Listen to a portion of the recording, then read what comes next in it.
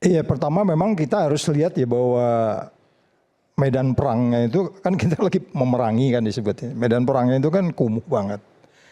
Dengan angka 34 satu kelas Nepal dan seterusnya kata orang itu kan banyak sekali. Jadi Indonesia sedikit di atas Nepal. Ke satu kelas sekarang sama 34. Oh, sama dengan Nepal. Ya, ya. Ada data tadi saya kirim ke Mbak Anggi, kalau bisa yang grafik itu. Ini nih.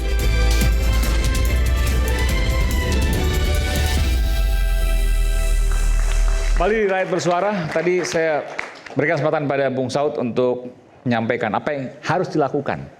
Tidakkah kalau kembali ke sebelumnya akan sewenang-wenang atau justru sekarang yang melemahkan?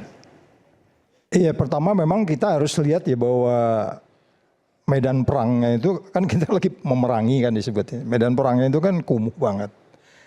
Dengan angka 34 satu kelas Nepal dan seterusnya kata orang itu kan banyak sekali. Jadi Indonesia sedikit di atas Nepal. Ke satu kelas sekarang sama 34. Oh, sama dengan Nepal. Ya. Per beberapa pas bulan lalu diumumkan kalau TI kan. Ya, turun sekitar 4 atau 5. Ya, turun 3 poin. Ya. Tapi peringkatnya turun 10 poin kalau nggak salah. Ya, dari 180 negara, sekian negara. Dari 99 ke 109. Dari 99 ke 109, turun peringkat 10. Jadi sebenarnya apa sih yang dinilai? Saya bisa lihatnya nggak? Boleh nanti. Supaya nanti untuk edukasi buat kita semua gitu ya. Ini angka 34 di tengah nih ya. Coba kita lihat angka. Posisi kita di sini ya 34 ya. Iya. Ini 34 ini banyak sekali dinilainya. Oke. Jadi posisi Indonesia sekarang seperti ini. Nah, coba kita lihat. Nah ini ya kita lihat. Saya ini lambat ya. 34 itu kan ada 9 lembaga yang menilai. Iya. Ya. Jadi itu dari kiri kanan aja, dari kanan atas aja ya. World Economic Forum kiri itu ya. Atau ditunjuk aja nggak apa-apa. World Economic Forum itu ngasih kita tadinya 61, paling kiri atas ya World Economic Forum, naik jadi 65. Kita nggak tahu mungkin karena presiden kita rajin berkunjung ke World Economic Forum dapat poin kali ya. Tetapi kalau kita lihat yang lain, coba lihat yang ini. Yang Political Economic Risk Economic Survey atau PERSI. Anda bisa bayangkan dari 38 dia jatuh ke 34. Artinya apa itu? Ya, yang dinilai memang ini. Ini yang dinilai adalah persepsi korupsi di sektor publik, pimpinan politik nasional, pimpinan daerah, persepsi korupsi pada instansi tertentu, kepolisian, pengadilan, bea cukai, pajak, kan kumuh banget itu. Itu jatuh nilainya. Oh iya, itu kan jatuh. 38 jatuh ke 34 tuh di bawah nih. Lu bayangin. Dari semua ini yang paling rendah itu angkanya ini nih. 23 nih. Apa itu? Varietas demokrasi. Dari semua nilai dari 9 ini dirata-ratakan dari 9 lembaga ini yang paling rendah Varietas Demokrasi Project yang baru masuk tahun 2017 mengukur prinsip demokrasi kita. Nah ini kan yang disampaikan Pak Hasto itu kan ada kaitan dengan itu juga sebenarnya. Ya. Jadi satu, yang paling drop ini kurang lebih lah ya. Ini di antara yang drop ini adalah demokrasi kita drop. Nanti saya mau tanyakan apa kaitan demokrasi dan pemberantasan korupsi.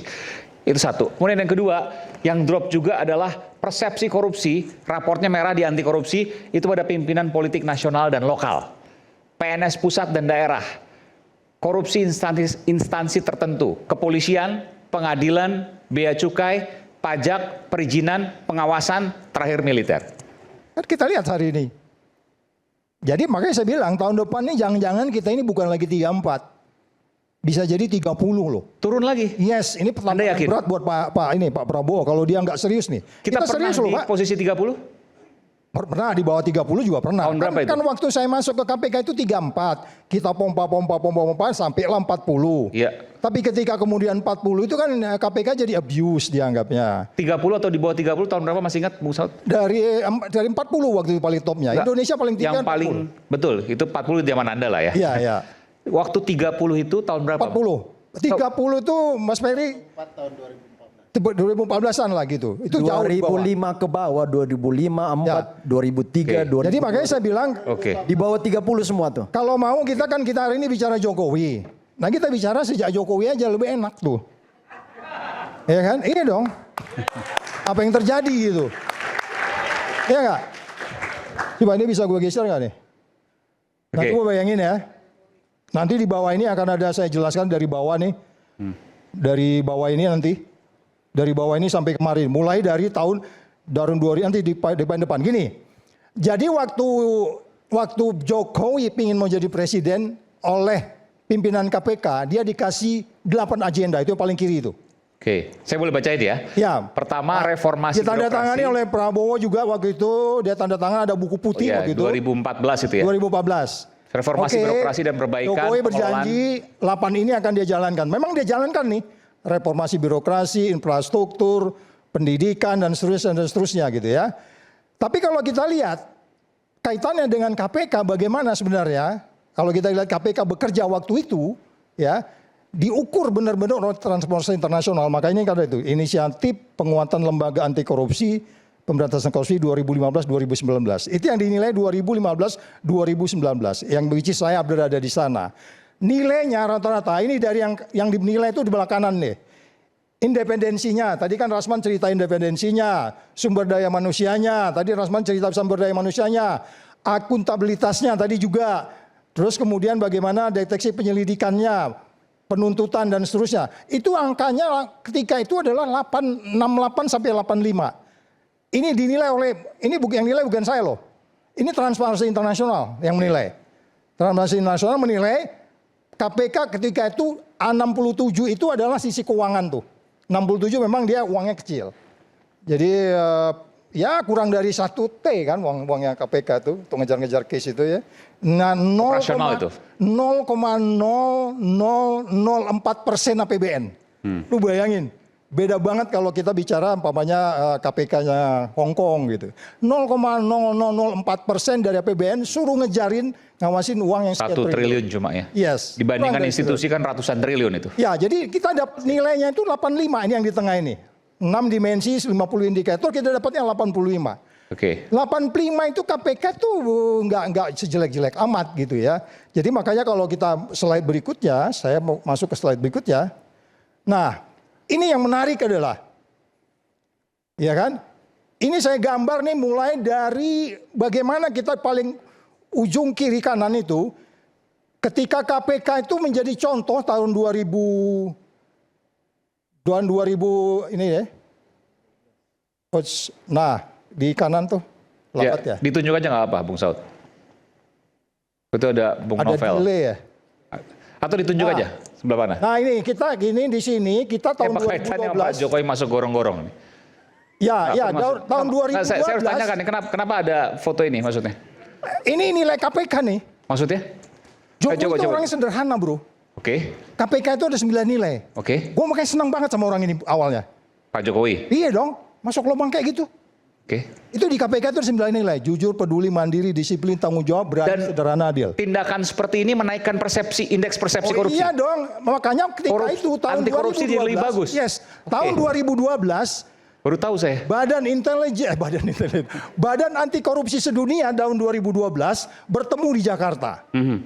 Persis beberapa hari kemudian Jokowi masuk ke gorong-gorong itu. Okay. Tahun 2012 itu Badan Anti Korupsi Sedunia itu bertemu di Jakarta. Muncullah yang disebut sebagai Jakarta Statement. Jadi ibarat Palermo Convention. Palermo itu di Itali karena di sana banyak katakanlah mafia bikin disebutlah yang Palermo Convention. Ini karena Indonesia jadi contoh ketika itu dalam pemberantasan korupsi dan itu dijadikan bahan ini loh badan anti korupsi yang baik sedunia di Jakarta tahun 2012. Jokowi masih gubernur ketika itu. Ya kan? Sampai kemudian saya mau tanya. Jadi Pak, coba di zoom boleh yang Pak Jokowi bawah ke atas. Oke, ke atas sedikit. Ini kanan. Iya. Iya, oke. Pak Jokowi masuk gorong-gorong itu membuat indeks persepsi korupsi membaik. Salah satu. Dia masih gubernur ketika itu. Iya. Nah itu yang saya mau tanyakan. Oh iya. Ketika itu dia masih gubernur. Iya. Sederhana. Kemudian lu juga milih dia kan waktu itu kan? Indeks persepsi. Gua milih dia. Oke. Jangan bawa saya dong. Indeks persepsi korupsi karena Pak Jokowi masuk gorong-gorong meningkat. Harapannya untuk kemudian dia jadi presiden seperti itu dong. Oke. Tapi nyatanya kebalikan. Jadi pemimpin melakukan apa sederhana, terus kemudian konsisten, itu menaikkan indeks persepsi korupsi. Sesederhana itu, salah satunya. Itu sebabnya makanya ketika kemudian KPK memberi 8 misi untuk kemudian Jokowi laksanakan. Iya. Kemudian dijalankan sampai ketika itu habis dilantik, kita masuklah di sini waktu itu ya. Lambat ya. Maunya ke sana terus kayaknya. Di sini. Nah, jadi ketika jilid 4 itu masuk, bro, itu memang kita langsung ngegas begitu. Kurang dari, saya dilantik ingatnya benar-benar itu sekitar Desember ya. OTT pertamanya itu Januari. Di situ digas terus. Siapa masih ingat waktu itu? Ya? Siapa masih ingat yang di OTT? Nggak usah lah. Pokoknya Kasus apa tuh? Ya? Kasus apa? Kasus infrastruktur kalau nggak salah. Oke. Itu Januari beberapa bulan. Itu kita gas sampai kemudian kasusnya itu banyak sekali kasusnya. Sehingga kemudian orang menilai bahwa KPK ini kok jadi abuse gitu loh. Padahal kita menang di pengadilan gitu ya. Terjadilah apa yang terjadi sama Nopel segala macam. Ya, segala air keras. Okay. Terus kemudian yang awalnya sebenarnya dimulai ketika kemudian ada hak angket. Ketika KPK mulai dianggapnya bla bla bla bla bla bla yang disampaikan Bung Rasman juga tadi itu, dibuatlah hak angket. Jadi yang namanya Undang-Undang 2019 itu kontennya sebenarnya isi dari hak angket yang dikeluarkan oleh DPR ketika itu. Kontennya itu sama. Hasil revisi yang disahkan itu sebenarnya hak angket isinya. Yes, isinya sama persis. Jadi diantaranya tidak boleh lagi pimpinan KPK tidak lagi aja penuntut. Kalau dulu kan penuntut dan penyidik dan penuntut. Pimpinan KPK penuntut dan penyidik dan penuntut. Ya, itu kan. Sekarang dihapus. Ya, terus kemudian badan pengawas internalnya dipindahkan jadi badan pengawas. Terus kemudian penyadapan. Terus kemudian SP3. Walaupun akhirnya tuh diprotes. SP3 dulu nggak ada, sekarang ada. Ya, jadi itu semuanya ketika kemudian dibahas di DPR, yang menarik adalah kronologisnya. Ketika saya berada di sana itu kan 2016 sampai 2018. Jokowi masuk periode kedua itu kan 2019. Di 2019 itu yang unik adalah di 2018 ini nggak ada kejadian apa-apa nih. Sampai kemudian Jokowi dipilih kembali, dia hidupin lagi tuh isu pergantian undang-undang KPK itu. Setelah lewat nggak ada yang mengatakan dia hidupin lagi. Iya, karena 2018 itu kan ini 18 isu itu tidur. Tidur. Ya, tidur. 2019 dia hidupin, dianya siapa? Siapa? Pak Jokowi maksudnya? Ya, bukan dia saja. Oke. Anda nggak bisa mengatakan bahwa pemerintahan Indonesia itu kan eksekutif legislatif. Intinya menggema lagi, yes, bergulir lagi. Ya, setelah kemudian selesai pemilu 2019 itu April. Okay. Makanya tadi dia kan September tadi bikin surat tuh. Ya. Ya kan? September kan karena dia dilantik nanti kan pemilunya 2019 itu April. Iya. Tapi nanti dilantiknya kan Oktoberan. Nah, dia bikin 2019 lagi itu. Okay. Karena dia anggap ya udahlah, gua periode kedua kok udah nggak ada urusan kan begitu kira-kira. Nah, kalau kita lihat urutan-urutan ini bagaimana kita waktu26 poin kelemahan ya, ini kita udah sampaikan ke media. Terus kemudian kita waktu itu saya mundur di sini tanggal 13 September. Kita menutup logo KPK semua segala macam. Terus kemudian beliau di sini ketemu ada Pak Mahfud ya. Terus kemudian dia katakan ya oke. Tapi nggak ada sikap yang tegas sebenarnya ketika itu, karena bahasanya di situ sejumlah budayawan dah hadir, bla bla bla bla bla, tapi nggak jelas. Tapi kalau keterangan Pak Mahfud dia bilang dia mau bikin perpu. Tapi kan sebenarnya yang perpu itu nggak keluar gitu. Karena dari depan sudah terlihat, di depan sudah terlihat bahwa memang secara signifikan Pak Jokowi yang tadinya humble itu di perjalanannya ke depan dia udah nggak lihat lagi pemberantasan korupsi sebagaimana dia menandatangani 9 poin yang kita sampaikan waktu itu kita katakan KPK ya, karena 9 poin yang harus dia bereskan tuh tadi. Kita balik dulu ya. Nah itu 8 agenda itu yang sebelah kiri itu. Oke, semuanya dilakukan. Ya itu dijalankan ya. Struktur, pendidikan, perbaikan kelembagaan. Tapi kan partai politik nggak baik. Nomor 7 tuh. perbaikan kelembagaan partai politik. Enggak. Oke. Itu kocar-kacir kita Kan tahu. kalau nilai 8 hanya salah satu gitu kan, nilainya masih ya berapa itu? 7/8. Yang lain kan Berapa belakangan jadi ngaco semua kan, sumber daya alam ngaco, ketahanan kedaulatan pangan ngaco, perbaikan infrastruktur ngaco, reformasi birokrasi juga ngaco kan gitu kan, belakangan bermasalah. 7/8 kali 100% berapa itu? Gitu ya. Hitung nanti. Jadi sekali lagi saya hanya mengatakan bahwa kalau kita nanti mau detail dari kiri ke ini sampai terus kemari, memang kelihatan kalau Pak Jokowi sebagaimana dia tadi masuk ke gorong-gorong itu di kepalanya masih ada dengan kesederhanaan dan seterusnya, saya pikir ini persoalan selesai. Makanya beberapa orang bilang dia sangat diwarnai oleh orang-orang di sekitarnya. Makanya saya katakan kita lebih bagus sebenarnya kalau memang mau tidak bicara ini, tapi kita bicara di sini aja. Kita mau apa ke depan? Oke. Karena ini kita 34 loh. 3 tahun depan bisa 32 loh kita. Anda yakin turun? Bisa 30 loh. Anda yakin turun? Oh iya, karena ini kan bermasalah semua. Anda lihat ini sekarang. Pimpinan nasional kita diributin terus sampai hari ini. Oke. Pimpinan daerah kena OTT terus. Oke. Jadi ini mesti diberesin gitu loh. Institusi. Terus kemudian ini juga ini turun nih. Bayangin ini. IMD World Competitiveness Yearbook. Dari 45 jatuh ke 26 loh bro. Gede banget. Ini menunjukkan bahwa lu punya negara tuh, negara niat berkompetisinya tuh lemah. Ini yang diukur tuh kan eksistensi suap dan korupsi di sistem politik masih di bawah lagi kaitannya. Oke, tadi saya belum pada jawabannya. Apa kaitannya pemberantasan korupsi dengan demokrasi? Oh iya dong. Ini biasanya orang yang nanya gini udah tahu jawabannya sebenarnya. Silakan. Ya kan kita tahu kemarin, coba bayangin. Tim sukses kan terlibat kemarin di 2 wilayah OTT kemarin itu kan. Tim sukses yang bermain di situ. Jadi, politiknya tinggi banget. Jadi yang di bawah tadi itu. Jadi intinya semakin rendah pemberantasan korupsi, semakin buruk pemberantasan korupsi, maka semakin hancur demokrasi. Oh itu udah pasti. By definition karena transaksionalnya di situ semua. Oke. Semuanya bisa dibeli kan. Dan negara ujungnya akan hancur. Lu bilang kan soal dalam kaitan ijazah kemarin segala macam itu KPU-nya aja sampai bisa menutup orang, lu nggak boleh dapat surat ini gitu. Belakangan dia batalin surat. Dan akan banyak kriminalisasi dan seterusnya. Iya, jadi maksud saya adalah ini serius angka ini dan semua orang ini bisa melihat terlebih di politik. Oke, politik ini sangat rendah. Kita harus varietas demokrasi ini sangat rendah. Kita harus bener ini supaya kemudian kita bisa naik. Karena orang ini ngamatin Indonesia terus.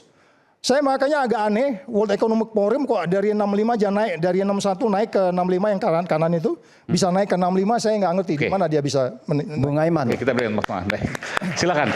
Ada data saya untuk melengkapi apa yang diuraikan. Anda setuju dengan sampaikan di sini? Setuju. Termasuk Bahkan Pak Jokowi tadi digorong-gorong menaikkan indeks persepsi korupsi? Salah satu poin. Oke, setuju. Ada data tadi saya kirim ke Mbak Anggi, kalau bisa yang grafik itu. Ini nih, supaya kita tahu ya. Anda lihat grafik tertinggi itu tahun berapa di situ? Kecil banget ini. Nilainya 40 tahun 2019. 19 ya. Nah, 2019. Saya mau bilang di zamannya Bung Saud. Ya, zamannya Bung Naik Saud. terus grafiknya. Jadi semua gini, nilai terendah Bung Saud kita. dan kawan-kawan. Ini indeks persepsi korupsi dari Transparansi Indonesia. Oke, enggak. Sebentar. Jadi rakyat bersuara cocok pas benar mengundang Bung Saud Sitomorang karena di zamannya ini grafiknya naik terus. Ya, saya boleh berdiri. Indeks persepsi korupsi. Jadi raportnya baik. Bung Aiman, jadi supaya kita datanya juga lengkap melengkapi Bang Saud tadi. 2000 tertinggi itu 2019 Bahkan 40. puncaknya nggak pernah sebelumnya itu. 40 indeks kita.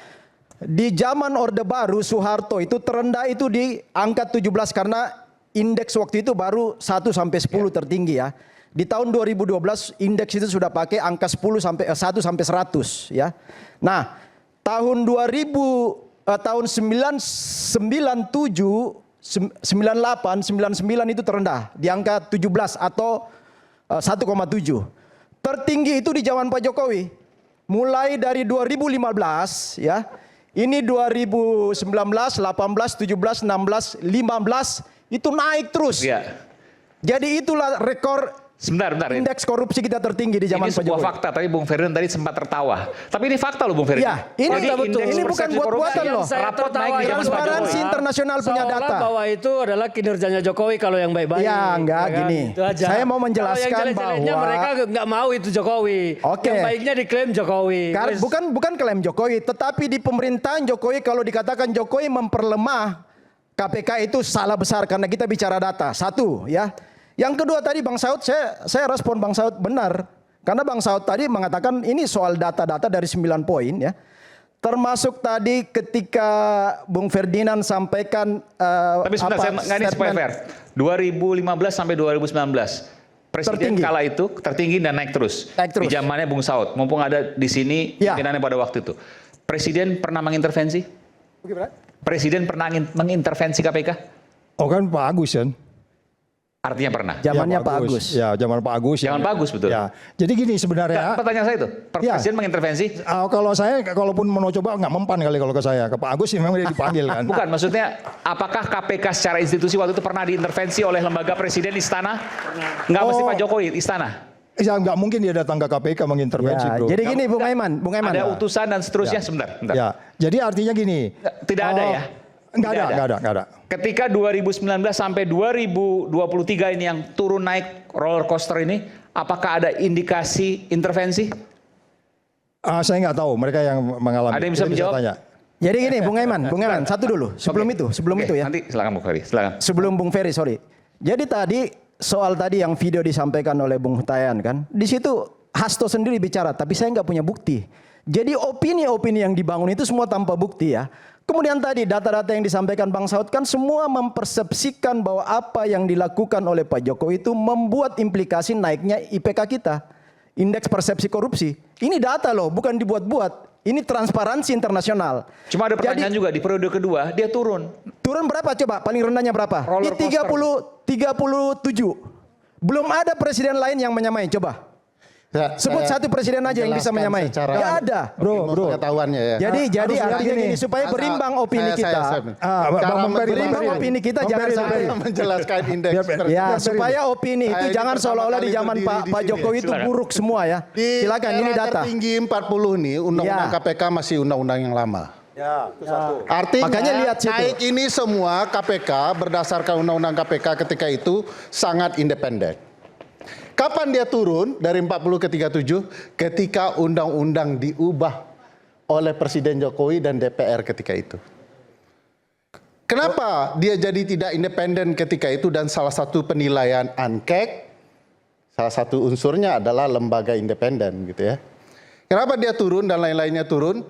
Karena memang KPK ditempatkan di dalam atau di bawah rumpun eksekutif, di bawah Presiden. Sehingga terlanggarlah konsep ANKEK itu. Nah, sebenarnya kalau Jokowi mencoba menghindar dan memuji pemberantasan korupsi di eranya meningkat, enggak. Yang meningkat itu kerja publik semua. Di dalamnya mungkin ada kerja Jokowi tapi tidak maksimal. Kenapa tidak maksimal? Karena penilaian untuk aparat penegak hukum yang ada di bawah Jokowi dalam pemberantasan korupsi tidak bagus juga. KPK di luar Jokowi. Begitu dimasukkan ke dalam lingkup kekuasaan ranah eksekutif malah anjlok. Itu penjelasannya. Ya, jadi klop dengan yang disampaikan Bung Ferry. Setelah revisi. Klop dalam arti bahwa seorang Presiden Jokowi di zaman itu nggak punya kemampuan untuk melakukan intervensi terhadap KPK. Jadi jangan bangun opini seolah-olah Jokowi mengintervensi KPK. Coba mantan ketua partai, mantan sekjen partai berapa yang dijobloskan ke dalam tahanan ketika zaman Pak Jokowi yang notabene adalah kabinet beliau. Berapa elit-elit partai yang masuk tahanan KPK? Coba sebutkan.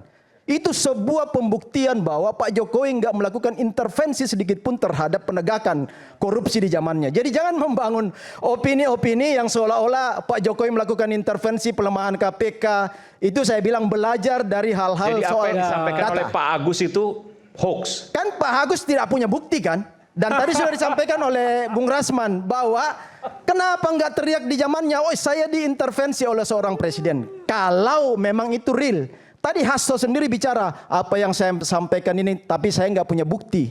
Loh, jangan beropini tanpa bukti, Anda elit partai bro. Dan di zaman itu ya, itu mayoritas partai pemenang pemilu yang ada di Senayan, partai apa sih? Partai apa coba? Jadi jangan seolah-olah, benar kata Bung Rasman tadi, bahwa jangan seolah-olah ini kesalahan Pak Jokowi. Nah, saya bilang kalau malam ini mau kita membangun kecerdasan bagi bangsa ini, kita diskusi untuk bagaimana apa sih sisi-sisi kelemahan Undang-Undang KPK lalu kita perbaiki ke depan. Saya lebih tertarik bicara itu, jangan salah menyalahkan. Saya sepakat dengan kalimat beliau mencerdaskan bangsa. Tetapi publik kita juga jangan kita manipulasi seolah-olah bahwa setiap pertemuan Data loh, data bro. dengar saya Data tadi bro. Anda tadi bicara tidak saya potong. Jangan seolah-olah ketika presiden melakukan intervensi, contohnya bertemu dengan Hasto tentang undang-undang KPK terus meninggalkan bukti. Pak Hasto ini ya $3 juta buktinya. Pertemuan-pertemuan seperti ini Bung tidak akan pernah menyisakan bukti. Karena ini adalah pertemuan-pertemuan yang tingkat rahasianya sangat tinggi dan bentuk daripada perlawanan terhadap kebenaran. Sehingga tidak mungkin seorang presiden meninggalkan bukti. Jadi kalau Anda bicara pernyataan itu tidak ada bukti, sama aja Anda itu membangun sebuah opini. Semua yang tidak ada bukti itu tidak ada benarnya. Negara hukum ini bos. Kita nggak bisa membangun opini tanpa bukti dan fakta. Anda ngerti nggak hukum apa?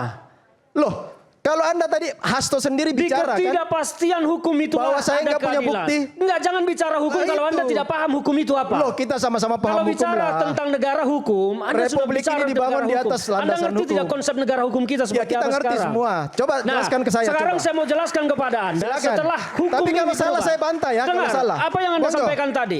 Di zaman Jokowi sampai 2019 KPK kinerjanya bagus. Kenapa? Undang-undangnya belum dilemahkan. Setelah undang-undang dilemahkan dan KPK masuk di rumpun eksekutif di bawah kepemimpinan yang namanya Jokowi, KPK jadi lemah. Anda mau bantah apa? Lihat Anda jangan poinnya, bicara bro. angka-angka di situ. Lihat poinnya tadi loh. Pemberantasan korupsi Kita kita orang tinggi terdidik karena itu selalu ada KPK. dasarnya adalah Anda tahu angka. KPK kapan didirikan? Jadi jangan Anda bandingkan dengan Orde Baru. Orde Baru tidak ada KPK. KPK itu berdiri tahun berapa? Anda Sekarang paham? lihat sekarang angkanya berapa tahun ini? Saya mengatakan Tahun lalu. angka itu benar. Tetapi Tahun lalu. angka itu Coba lihat. tinggi, dengar, Ada boleh. angka itu tinggi ketika KPK belum ada di rumpun eksekutif Bung dan Ferry. sangat Coba. independen. Setelah ada di rumpun, Oh iya. coba, setelah ada di rumpun eksekutif pun Ini kita lihat terendah ya. di 34. Setelah di rumpun Dibanding eksekutif turun. di zaman SBY coba. Anda jangan Di bawah bandingkan 30, di bawah 30 loh.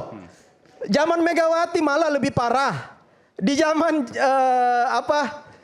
Presiden Di zaman Soeharto, coba lihat Megawati nih. itu, Bu. Ini semua. Saya kasih tahu Anda. Di bawah 20. Zaman Megawati lah yang mendirikan Di bawah KPK. 20 bro.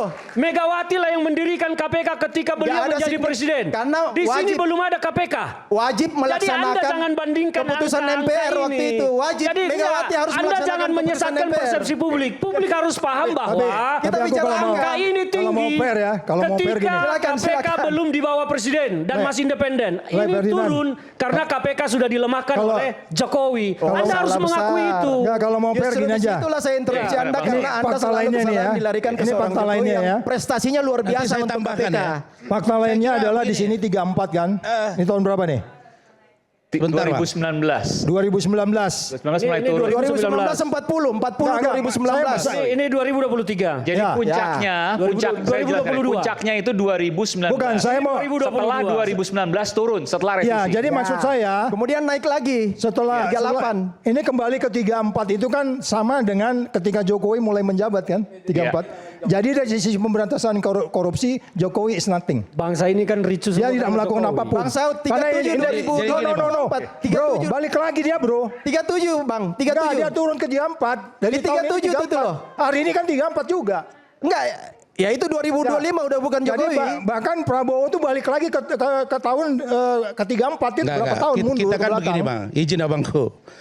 Analisa abangku tadi luar biasa. Tapi begitu abang fokus ke masuk gorong-gorong, rasanya nggak fair juga gitu loh. Ya enggak lah. Masa Kan aku dengan masuk muji-muji gorong-gorong masuk ada gorong. indeks persisi Yang namanya gorong-gorong korupsi. itu low profile bro. Abang mau bilang bahwa Pak Jokowi itu munafik kira-kira gitu. Oh no itu aku Jadi nggak- gimana, Bang? Saya nggak pakai bahasa itu. Saya pakai kenapa dia berubah dari yang kita kenal sebelumnya, yang indeks persepsi korupsi pribadinya Iya. bisa 80, Iya. belakangan jeblok jadi 34. Itu gara-gara dia masuk gorong-gorong terus nggak masuk gorong-gorong lagi jadi Nggak tahu, rendah lagi. bukan itu kaitannya. Nggak ada kaitan dengan itu. Nggak ada kaitan Jadi dengan gini. itu. Nggak ada kaitan Jadi dengan gini, itu. kita ini kan orang cerdas semua ya. Dulu ada pernyataan Saya- Pak Jokowi periode kedua bilang begini. Periode kedua saya tidak ada beban. Nah itu. Baik, mungkin kita Ternyata ulas ya. anak-anaknya menjadi Saya mau bebannya. gambarkan begini. Oke, gimana jelasan ini? KPK berdiri 2003. Saya masih ingat betul, ya Bang. ada Bang Sugeng, ada Pak apa namanya, Pak Frederick.